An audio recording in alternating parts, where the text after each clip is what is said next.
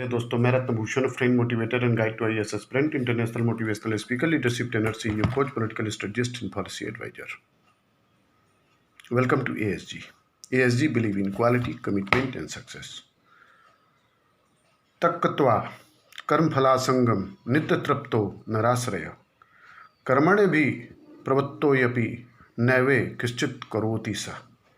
अपने कर्म फल की सारी शक्ति को त्याग कर सदैव संतुष्ट तथा स्वतंत्र रहकर वह सभी प्रकार के कार्यों में व्यस्त रहकर भी कोई सकाम कार्य नहीं करता। इस श्लोक को मैंने श्रीमद् भगवद गीता से लिया है। The most important news of today's are source Dainik Jagran, Navbharat times. चीन नहीं माना तो सैन्य विकल्प खुला।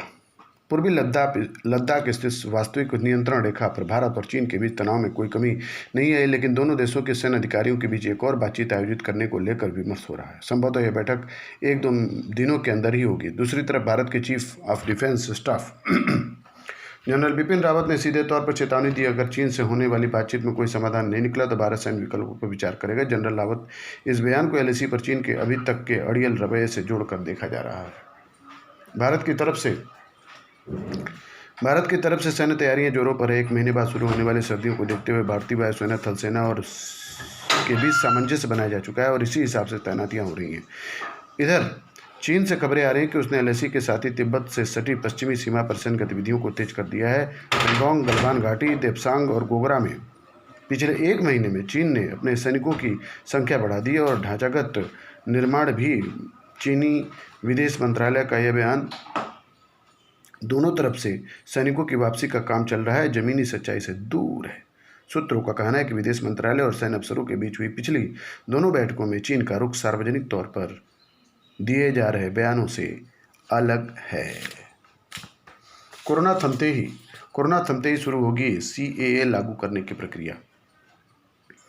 वैश्विक महामारी कोरोना का कहर थमते ही नागरिकता संशोधन कानून को लागू करने की प्रक्रिया शुरू कर दी जाएगी, जिससे इस कानून के तहत भारत की नागरिकता चाहिए उन्हें 1 साल के अंदर इसकी प्रक्रिया पूरी करनी होगी। 1 साल के बाद यह कानून लागू नहीं रहेगा।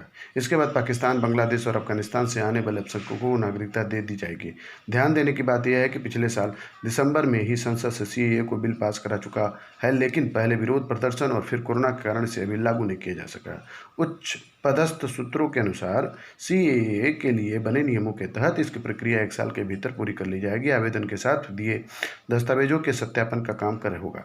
एक बार सत्यापन हो जाने के बाद और ये सुनिश्चित हो जाने के बाद कि पड़ोसी देश से धार्मिक उत्पीड़न के कारण आवेदनकर्ता 31 दिसंबर 2014 के से पहले भारत आ चुका है। 31 दिसंबर 2014 के पहले आने का सबूत देने के लिए कई विकल्प दिए जाएंगे, जिसमें समुदाय या स्थानीय जनप्रतिनिधियों द्वारा जारी प्रमाण पत्र भी शामिल है।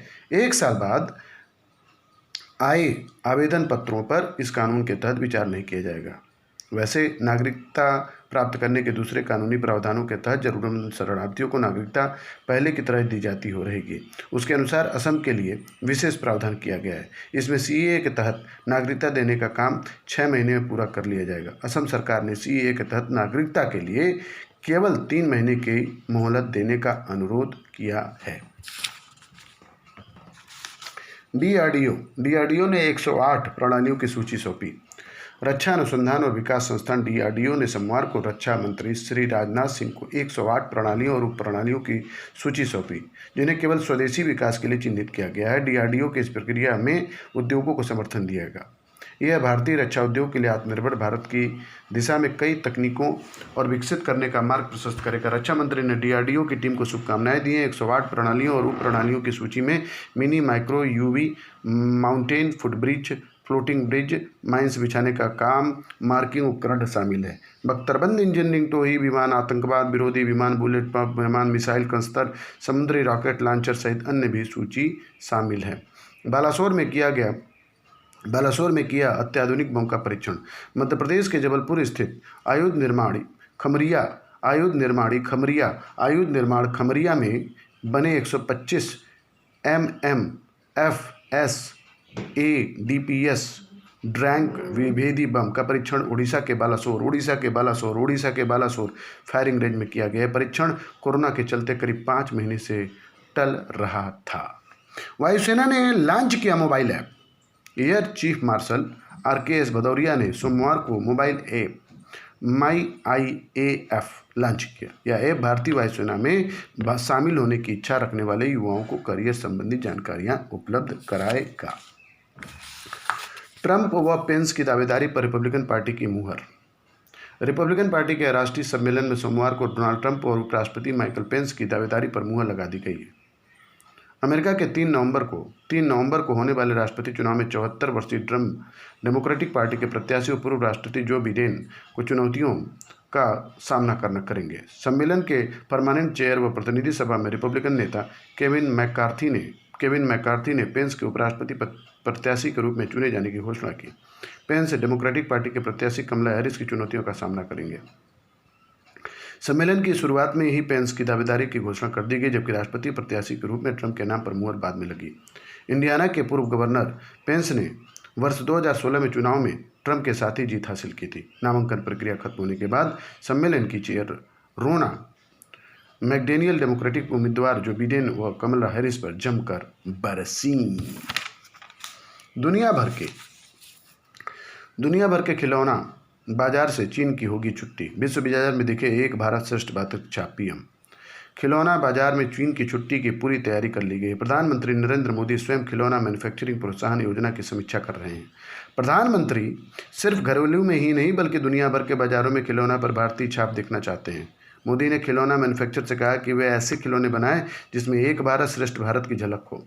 इस खिलौने की देख दुनिया भर के लोग भारतीय संस्कृति, पर्यावरण के प्रति हमारी गंभीरता और हमारी मूल्यों को समझ सकें। उन्होंने खिलौना उत्पादन में घरेलू कारीगरों को प्रोत्साहित करने को कहा। मार्केट रिसर्च फर्म IMARC के मुताबिक भारत में खिलौने का कारोबार 10,000 करोड़ रुपए का है।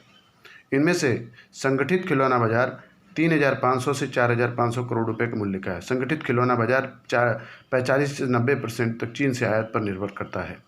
चीन से खिलौना आयात को हतोत्साहित करने के लिए सरकार ने इस वर्ष फरवरी में खिलौना आयात के शुल्क में 200% की वृद्धि की थी, लेकिन खिलौना आयात जारी है। सूत्रों के मुताबिक वाणिज्य व उद्योग मंत्रालय जल्द ही खिलौना आयात पर लाइसेंस पद्धति शुरू कर सकता है। वाणिज्य व उद्योग मंत्रालय सूत्रों के मुताबिक भारतीय खिलौना कारोबार में आत्मनिर्भर बनाने की पूरी गुंजाइश है। इस उद्योग के लिए वोकल फॉर लोकल नारे के तहत काम किया जा रहा है। कारोबारियों को स्वदेशी खिलौने की प्रक्रिया को प्रोत्साहित करने की कहा गया। खिलौना निर्माता और संबंधित अधिकारियों के साथ बैठक में प्रधानमंत्री ने कहा कि देश में खिलौना निर्माण के कई क्लस्टर हैं और सैकड़ों कारीगर स्वदेशी खिलौने का निर्माण कर रहे हैं। घरेलू कारीगर जो खिलौना बनाते हैं उनमें भारतीयता व हमारी संस्कृति की झलक होती है। भारत के नज़दीक अमेरिकी B-2 बॉम्बर तैनात।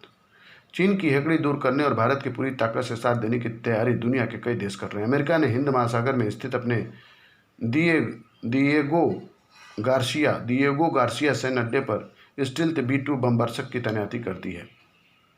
परमाणु हथियारों से लैस यह विमान दुनिया का अत्याधुनिक लड़ाकू विमान है। इसकी स्टील्थ कैपेबिलिटी से किसी भी रडार का पकड़ से बचाती है।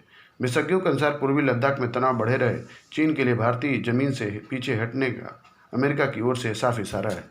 दक्षिण चीन सागर में चीन का सैन्य अभ्यास शुरू हो गया है। इसके जरिए ताइवान दक्षिण चीन सागर पर दावा जता रहे देशों और भारत को अपनी आक्रामकता का संदेश दे रहा है। भारत अपनी तैयारियों के साथ वास्तविक नियंत्रण रेखा पर डटा हुआ है। हालात की गंभीरता को भांपते हुए अमेरिका ने अपने उत्कृष्ट 3 B-2 बॉम्बर दिएगो गार्सिया में तैनात कर दिया। यह सैन्य अड्डा भारतीय उपमहाद्वीप के सबसे ज़्यादा करीब है। संदेश साफ है कि अगर जरूरत पड़ती है तो कुछ ही घंटों में अमेरिका मामले में दखल दे देगा। कुछ हफ्ते पहले अमेरिका का सबसे बड़ा विमान वाहक युद्धपोत निमित्ज पूरे स्ट्राइकिंग ग्रुप के साथ विमान वाहक पोत रोनाल्ड रीगन इलाके का दौरा कर गए हैं। अपनी कार्रवाई के लिए रूपरेखा तैयार कर की है। वे भी नज़दीकी समुद्र में हैं। निमित्ज ने भारतीय नौसेना के साथ युद्धाभ्यास भी किया था।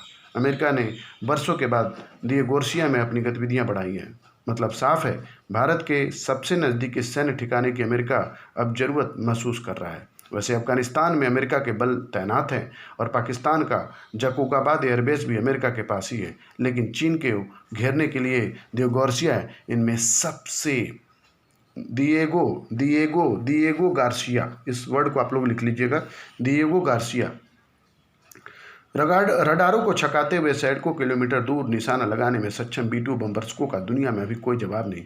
3 विमानों का ग्रुप अकेले ही नहीं चलता।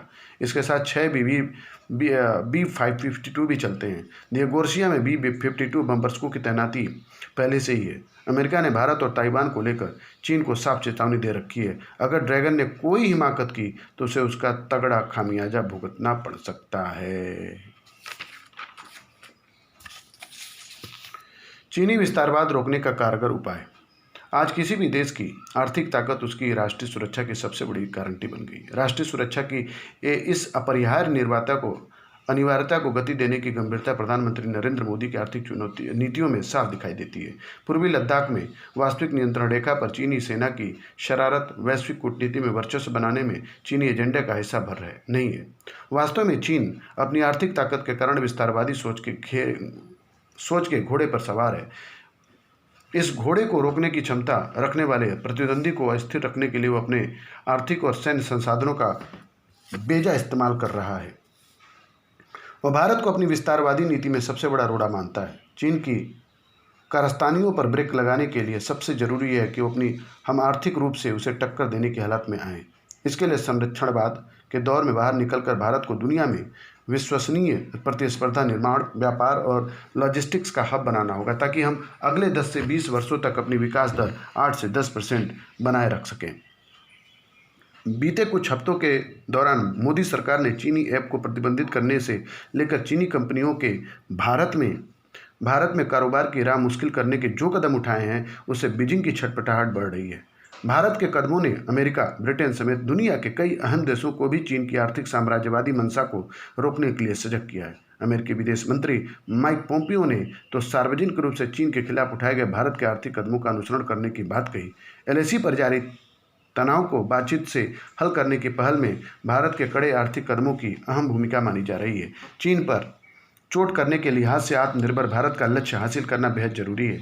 मोदी सरकार ने बीते 6 साल में इस दिशा में कई महत्वपूर्ण कदम उठाए, मगर कई मोर्चों पर अभी भी बहुत कुछ करना बाकी है।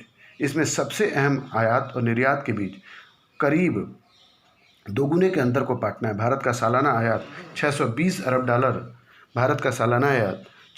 अरब तो निर्यात $330 अरब ही है। चीन से व्यापार घाटे का अंतर ज़्यादा चिंताजनक है। पिछले वर्ष चीन से $75 अरब का आयात और $18 अरब के निर्यात का आंकड़ा सुखद नहीं है।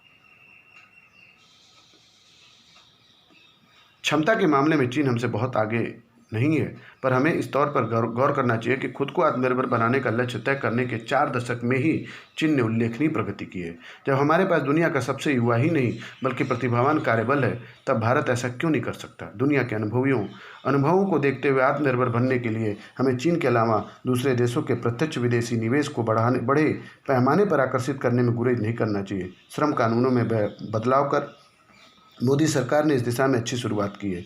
इसी नतीजे का ease of doing business ranking में भारत की स्थिति 2014 में 142वें के मुकाबले सुधर कर पिछले 63वें स्थान पर आ गई।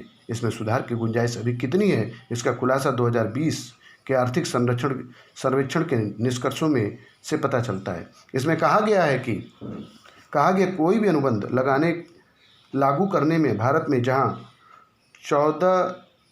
45 दिन लगते हैं, मतलब 1445 दिन लगे, वहीं चीन में 496 तो न्यूजीलैंड में महज 216 दिन। टैक्स भुगतान के मामले में चीन 138 घंटे की तुलना में भारत 250 घंटे लगाते हैं। ऐसी स्थितियों को सुधारने के लिए ही प्रधानमंत्री मोदी कड़े आर्थिक सुधार के कदमों से परहेज नहीं कर रहे हैं।